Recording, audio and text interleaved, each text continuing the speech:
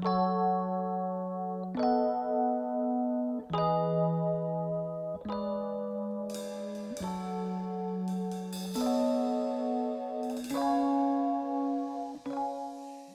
am Luana. I am a musician and artist based here in Auckland. Well, I was brought up half in Auckland and with my grandparents who are from Samoa. They moved here in the 60s from Samoa to the North Shore. And halfway through my childhood we moved to Hamilton.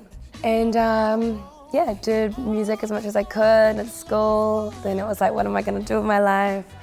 And I ended up going to jazz school, moving back up to Auckland. And started gigging halfway through that. I was walking across Ponsonby Road, got off to see one of my tutors' bands, and Grand Central.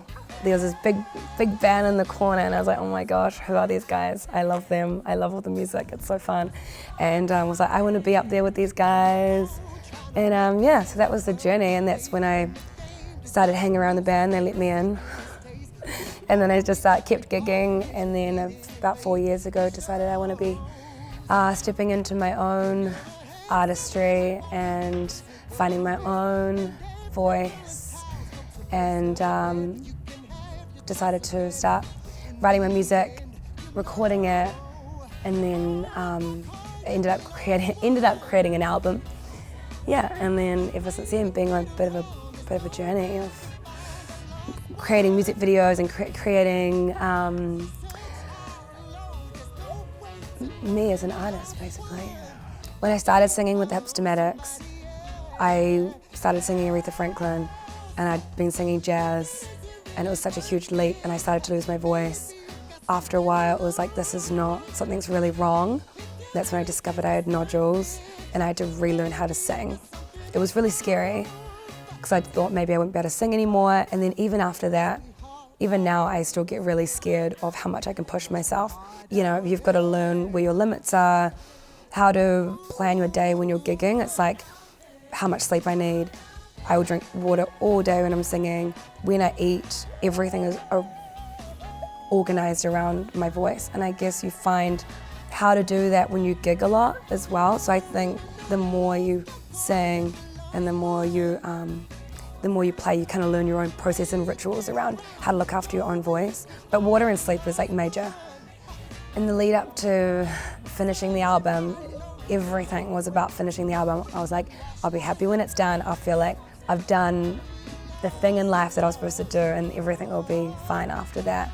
And then releasing the album, I was like, I didn't feel all that joy that I thought I was going to feel, just because I'd been putting everything off and not really allowing myself to rest and ebb and flow with the journey. I was just constantly like pushing and pushing and pushing.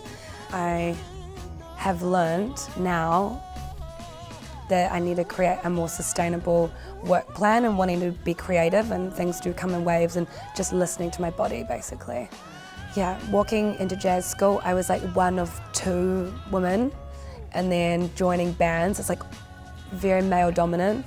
And I started really young, and it was hard to figure out what my place was and how much I could say. And so I'm still working on that, getting that confidence as a woman, and running my own business as well. Like, I have my team of people. But being a woman comes with its challenges of how much you can say. You can't be too confident with how you approach things. You don't want to be too overpowering, yet you've got to be soft enough as well. There's all these kind of expectations that come around being a woman. You don't want to come across like too confident either. People like to just put you back in your place. Well, firstly, I'd like to say that we should speak more about our periods, because it's a really crazy time, and no one understands. Well, if you're a woman, you do. When you're bleeding and you're in front of a crowd and you have to pretend like you're having the best time and getting the party started, it's hard work. And then even when you're in a rehearsal or having to navigate your band, and you're really emotional and your hormones all over the place, you don't want to use it as an excuse because you feel like it's a weakness, but it's really not. It's is biological. Like, no one would be here without periods. It's like, we should be talking about this openly, and it really frustrates me.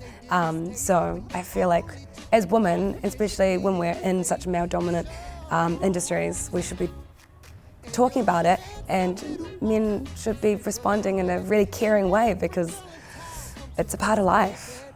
You can have your choice of any, but in the end, you know